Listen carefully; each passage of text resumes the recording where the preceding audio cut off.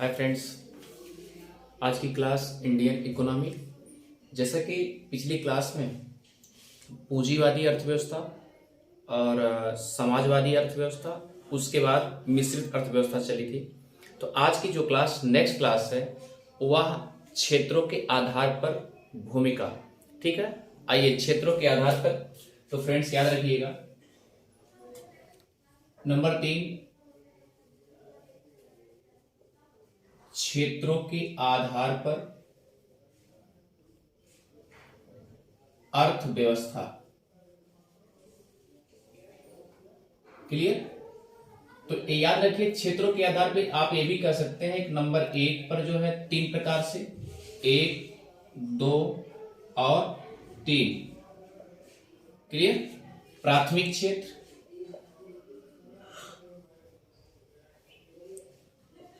प्राथमिक क्षेत्र आप कह सकते हैं। प्राथमिक क्षेत्र में क्या आता है? कृषि क्षेत्र।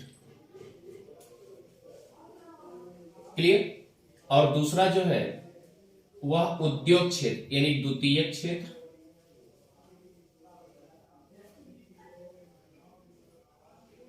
द्वितीयक क्षेत्र जिसमें उद्योग क्षेत्र कहते हैं। क्लियर?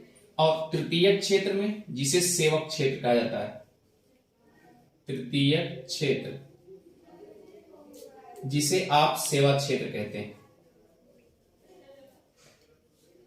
क्लियर? अब फ्रेंड्स याद रखना होगा, जैसे प्राथमिक क्षेत्र में कृषि क्षेत्र आता है तो कहने का मतलब कृषि आधारित अर्थव्यवस्था होगी। तो इसे आप और क्या कह सकते हैं? कृषि आधारित अर्थव्यवस्था। अगला क्या है? द्वितीयक क्षेत्र उद्योग पर आधारित अर्थव्यवस्था। उद्योग पर आधारित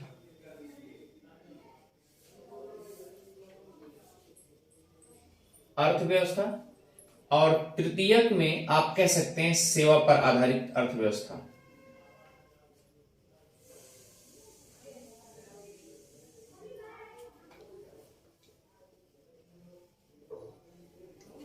क्लियर? अब देखिए, प्राथमिक क्षेत्र जो कृषि आधारित अर्थव्यवस्था है उसमें सबसे सिंपल तरीका है कि ऐसी अर्थव्यवस्था यानी देश की ऐसी अर्थव्यवस्था हो जिसमें 50% कृषि का। ठीक है, तो ऐसे लिखेंगे, देश की ऐसी अर्थव्यवस्था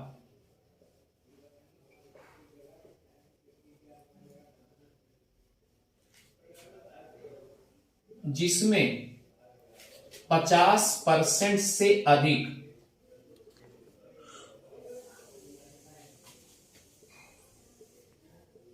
कृषि का क्षेत्र हो। क्लियर?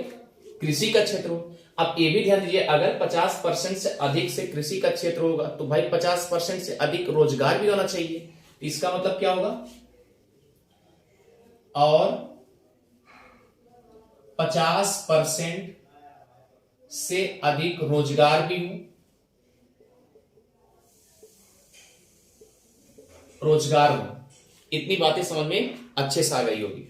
अब देखिए, अगर कहने का मतलब सकल घरेलू उत्पाद में आप ये देखिए जीडीपी में, यानी देश की ऐसी अर्थव्यवस्था हो जिसमें 50% से अधिक कृषि का क्षेत्र हो, कृषि आधारित तभी हो सकता है, और 50% उससे रोजगार भी हो, यानी कृषि से रिलेटेड 50% रोजगार भी हो।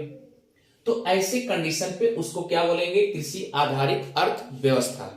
ठीक है, तो अब ये आप ध्यान दीजिएगा कि अगर 50% से अधिक होता है तो आप ये भी कह सकते हैं कि स्वतंत्रता के समय भारत कृषि अर्थव्यवस्था वाला देश था। ये भी क्लियर हो गया। तो इसका मतलब कि पहले भी भारत जो है कृषि आधारित था। स्वतंत्रता के समय भी भारत जो है कृषि आधारित अर्थव्यवस्था वाला देश था। तो यहां पर लिखेंगे स्वतंत्रता के समय भारत, एग्जाम्पल के तौर पे भारत कृषि आधारित देश था। क्लियर? क्योंकि 50% से अधिक, आप जानते हैं ना कि भारत में लगभग 50% से एबव जो है आज भी प्राथमिक क्षेत्र पर आप देखिए कि भारत ही डिपेंड है कृषि आधारित। तो हमने आपसे क्या बताया कि ऐसी अर्थव्यवस्था हो, ऐसी कृषि अर्थव्यवस्था कृषि हो जिसका क्षेत्र 50% से अधिक कृषि का हो और 50% रोजगार भी हो, तो ऐसे को क्या बोलेंगे? प्राथमिक क्षेत्र अर्थात कृषि आधारित अर्थव्यवस्था। इतनी बातें समझ में आ गई होगी। एग्जाम्पल के तौर पे अगर देना होगा तो जैसे क्या बोलेंगे? भारत, यानी भारत पहले भी कृषि प्रधान देश था, आज भी है और रहेगा भी। ठीक है। अब द्वितीय क्षेत्र में क्या होगा? द्वितीय क्षेत्र जैसा कि उद्योग, तो ऐसी अर्थव्यवस्था यहां लिखेंगे देश की ऐसी अर्थव्यवस्था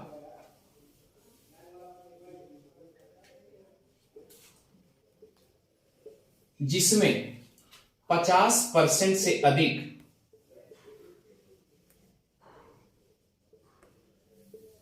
उद्योगों का हो और 50%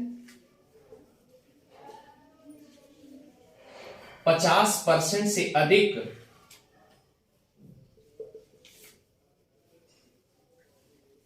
उससे संबंधित रोजगार भी हो।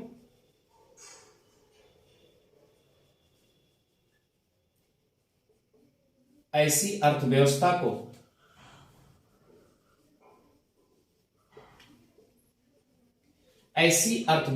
को उद्योग पर आधारित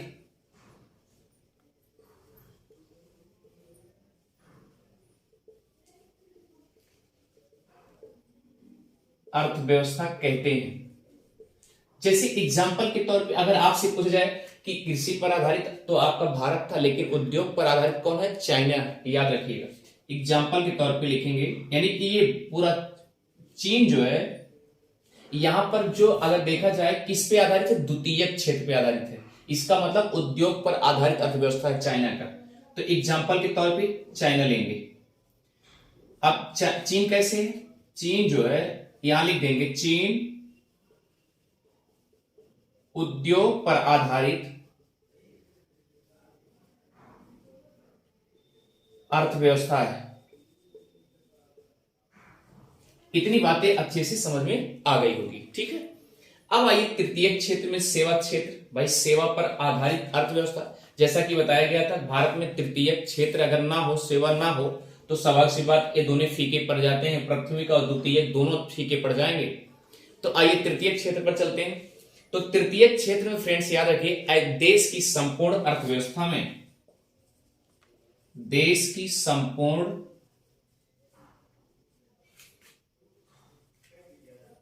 अर्थव्यवस्था में, क्लियर, संपूर्ण अर्थव्यवस्था में 50% से अधिक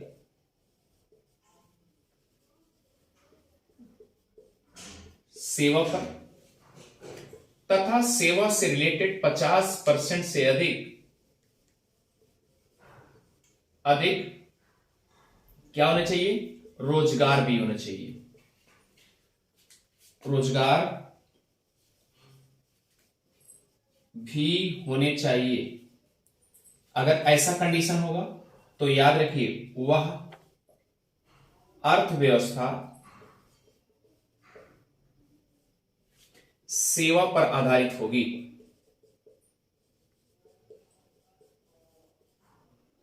सेवा पर आधारित अर्थव्यवस्था होगी।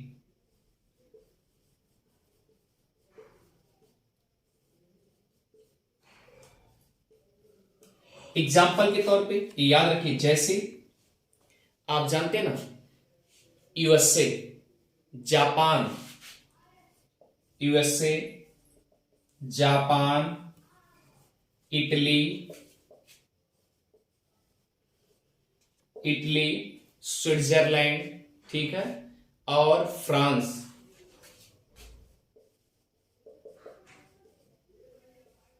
स्विट्जरलैंड और फ्रांस, ईटीसी। कहने का मतलब ये सब कैसी अर्थव्यवस्था है? सेवा पर आधारित है। क्लियर है? तृतीय क्षेत्र पर आधारित है। कौन कौन? USA, Japan, Italy, Switzerland, France, ठीक है, उसके बाद आप याद रखिए इंग्लैंड भी कह लीजिए, आप यहां इंग्लैंड भी डाल लीजिए या ब्रिटेन कह लीजिए।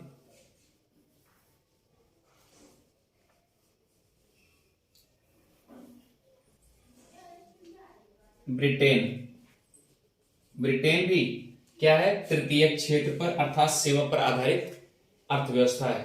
तो फ्रेंड्स आइए चलते हैं अब नेक्स्ट, अंतः संबंधों के आधार पर अर्थव्यवस्था। ठीक है, द्वितीय मिटा दें, सेकंड यानी फोर्थ टर्म्स आएंगे जो आपके आएंगे अंतः संबंधों के आधार पर अर्थव्यवस्था।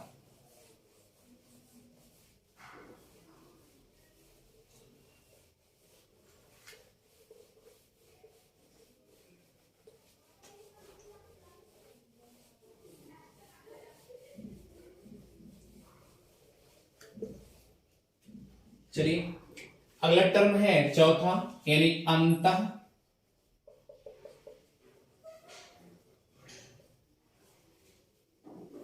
संबंधों के आधार पर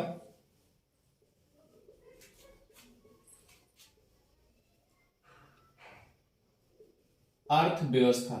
ठीक है, तो यह दो टाइप्स हैं, यानी दो प्रकार हैं, नंबर 1 और नंबर 2। पहला है खुली अर्थव्यवस्था,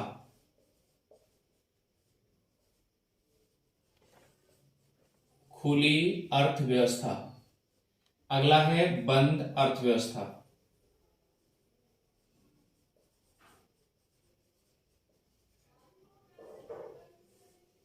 क्लियर?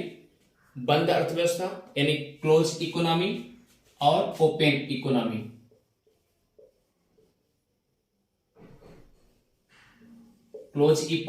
ओपन इकोनॉमी और क्लोज इकोनॉमी। देखिए इसमें एक सिंपल तरीके समझिए कि ऐसी अर्थव्यवस्था एक देश दूसरे देश में जब आयात निर्यात करते हैं, इसका मतलब अंतः संबंधों के आधार पर ऐसी अर्थव्यवस्था है जो आयात और निर्यात, एक दूसरे देश से जो आयात निर्यात होता है इसके ऊपर डिपेंड है। तो यहां लिखेंगे एक देश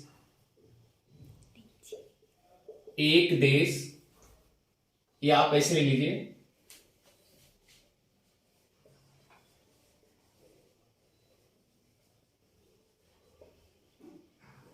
क्लियर? यहां लिखेंगे एक देश दूसरे देश से जब आयात और निर्यात करते हैं। क्लियर? कहने का मतलब आप एक प्रकार से खिड़की समझिए, आने जाने का क्रम बना रहे तो खुला संबंध होगा। ठीक है, तो चलिए ये अगर आप देखा जाए अंतः संबंधों के आधार पर जो अर्थव्यवस्था है वह एक देश दूसरे देश का जब आयात निर्यात होता है, आयात मतलब आना, निर्यात मतलब निकालना सीधा, तो खुली अर्थव्यवस्था और बंद अर्थव्यवस्था। अब चलिए एकदम ट्रिक से समझिएगा, जैसे अगर सपोज दैट मान लीजिए ये दूसरा है बंद अर्थव्यवस्था, तो पहला क्या बताएगा, ओपन इकोनॉमी, और अगला है क्लोज इकोनॉमी। क्लियर? एकदम सिंपल तरीके से हमने कहा आयात और निर्यात के ऊपर डिपेंड है, तो सपोज दैट ये आयात है और ये क्या है, निर्यात है, ये भी आयात है और ये भी क्या है, निर्यात है। क्लियर? अब देखिए ध्यान दीजिएगा कि आयात और निर्यात एकदम सिंपल तरीके से, कि मान लीजिए आयात मतलब आने वाला क्रम, किसी दूसरे देश से जब अपने भारत में आता है तो आयात यानी आ रहा है, निर्यात मतलब भारत से बाहर निकाला जा रहा है। तो सपोज दैट मान लीजिए आने का क्रम जो होगा वह भी क्लियर है। जैसे भाई हमारे पास सामान नहीं है तो हम क्या करेंगे, मंगाएंगे, लेकिन उसके बदले में तो कुछ ना कुछ देंगे ना, अर्थ देंगे, वित्त देंगे। अब सपोज दैट मान लीजिए अगर कुछ देंगे तो निर्यात भी किया जा सकता है या मनी भी रिटर्न किया जा सकता है, मनी उसके बदले में मनी भी दी जा सकती है। तो इसका मतलब ये क्या है, खुला है। अच्छा सपोज दैट मान लीजिए हम मंगा लिए, हमारे पास आ गया। हो सकता है कि अगर उसके बदले में सामान ना दे करके हमने क्या किया, मनी भी दे दिया, ठीक है, मनी भी दे दिया, तब भी क्या है, खुला है। इतनी बातें समझ आ गई। अच्छा सपोज दैट, मान लीजिए सपोज दैट अगर ये बोल दिया गया कि एक तरफ जा रहा है, दूसरा निकालने उधर से आ रहा है और इधर से हम निकालने उसके बदले में दे रहे हैं, तो ये खुला हो गया। एक आयात हो रहा है और उसके बाद निर्यात नहीं हो रहा है, तब भी आने का क्रम बना हुआ है। उसके बदले में कार्य मतलब सामान ना दे करके हमने पैसा दे दिया, ठीक है, तो ये भी क्या हो गया, ओपन, आने जाने का क्रम तब भी बना है। फिर अगला मान लीजिए कि आयात नहीं हो रहा है लेकिन हम निकालने का प्रोग्राम बना रहे हैं, निकल जा रहा है, तो कहने का मतलब ये है कि एक तरफ से आने जाने का क्रम तब भी बना है। अगर आ रहा है तो इधर से मतलब आने का क्रम यहां आ रहा है, देखिए आ रहा है, और यहां पर निर्यात नहीं हो रहा है, ठीक। लेकिन यहां पर आयात नहीं है और यहां पर निर्यात हो रहा है, तब भी एक दूसरे से आने जाने का क्रम बना हुआ है, खुला है। इतनी बातें अच्छे से समझ में आ गई होगी। तो कहने का मतलब यह है कि खुली अर्थव्यवस्था में यानी किसी भी देश का आयात निर्यात दो देशों के बीच जो होता है वही उसी को क्या कहते हैं, खुला अर्थव्यवस्था या खुली अर्थव्यवस्था। अब इसमें तो देखिए याद रखिएगा, खुली अर्थव्यवस्था अगर ये पूछा जाए कि भारत की अर्थव्यवस्था कैसी है, भारत की अर्थव्यवस्था कैसी है, तो याद रखिए खुली अर्थव्यवस्था है। भारत की अर्थव्यवस्था कैसी है, खुली। कोई ऐसा देश नहीं है जिसके पास आने जाने का क्रम ना बना हो। भाई अगर हमारे पास कुछ नहीं है तो उसके बदले में कुछ देंगे, अगर सपोज दैट वहां से जो सामान आए उसके बदले में कुछ देंगे ना। तो अगर देखा जाए पूरे विश्व में कोई ऐसा देश नहीं जिसकी अर्थव्यवस्था जो अपने आप में सबल हो, जिसको जरूरत ना हो। अगर जरूरत नहीं होगा तो निकाले, मतलब जरूरत नहीं होगा तो मंगाएगा नहीं। इसका मतलब लेन देन, किसी देश ऐसा कोई देश है जिसके पास लेन देन ना होता हो, कोई नहीं। जिसका लेन देन होगा, यहां लिख रहे हैं जिसका लेन देन होगा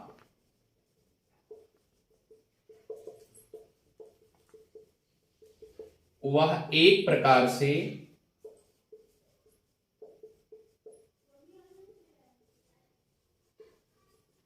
खुली अर्थव्यवस्था के अंतर्गत आएगा।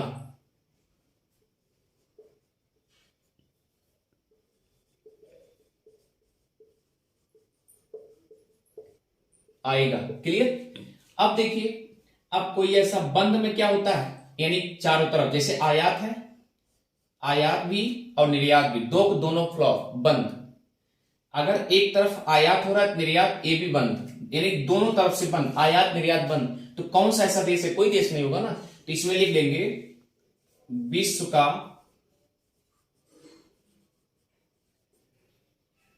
कोई ऐसा देश नहीं है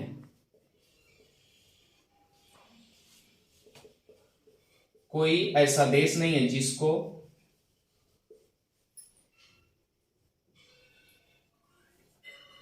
आयात और निर्यात ना करते हैं। कोई ऐसा देश नहीं जो, ऐसे लीजिए, जो आयात निर्यात ना करते हैं उसे क्या कहेंगे, बंद अर्थव्यवस्था। तो खुली अर्थव्यवस्था में लगभग सब आ जाएंगे और बंद अर्थव्यवस्था में कोई देश नहीं है, सीधी बात। यानी बंद अर्थव्यवस्था में